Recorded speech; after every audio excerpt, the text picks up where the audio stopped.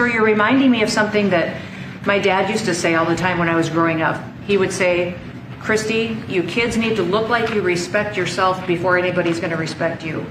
And in this country, when people look at our streets, when they look at our Capitol, you're bringing respect back to this city. And people will respect our country more because it's safe, it's clean, it's beautiful.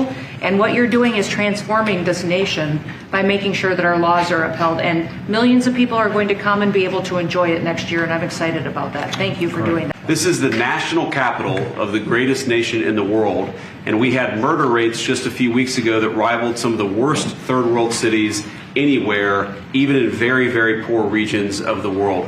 Why did we accept that? Why did we allow it to happen? We allowed it to happen because we had broken leadership in Washington, D.C., and unfortunately sitting behind the Resolute desk. What we have shown in just under 2 weeks of taking law enforcement seriously is that the American people can have their streets back if their leadership is willing to put in the time and the resources. Mr. President, you've shown in Washington, D.C. that we can have safe streets again. We've just got to have the political willpower to focus on the bad guys and to give the American people back their communities. We are focused on doing that thanks to the President's leadership. Sending some of the Epstein Files over to the House Oversight Committee today. Are you in support of them releasing all of them? I'm in support of keeping it open. If they wanted to release, people shouldn't be hurt, but I'm in support of keeping it totally open. I couldn't care less. You got a lot of people that it could be mentioned in those files that don't deserve to be. People, because he knew everybody in Palm Beach.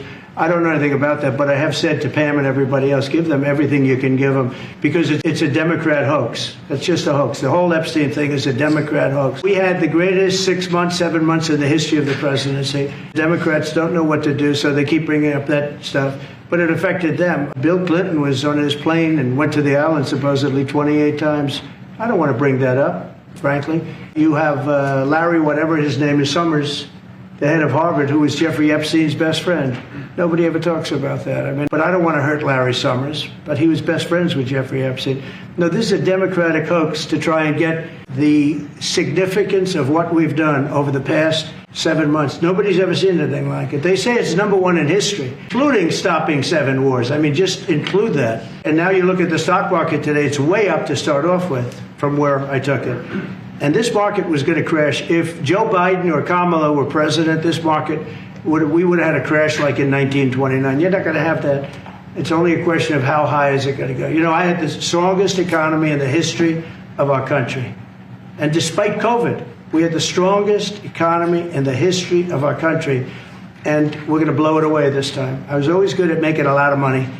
And whether it was for myself or whether it was, I like doing it this way better. I mean, I like making it for the country. Our country has been ripped off by friend and foe, nations all over the world ripped off. And the friends have been much worse than the foes for the most part.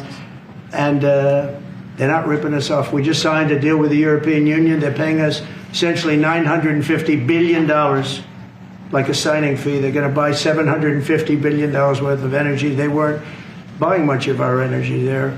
They're very smart in doing it. And as you know, Ursula was here. People said they've never seen anything like it. Well, we had the leaders of Europe right here in the Oval Office. And she's so happy that she has an agreement. But people aren't ripping us anymore. This country is run by smart people now.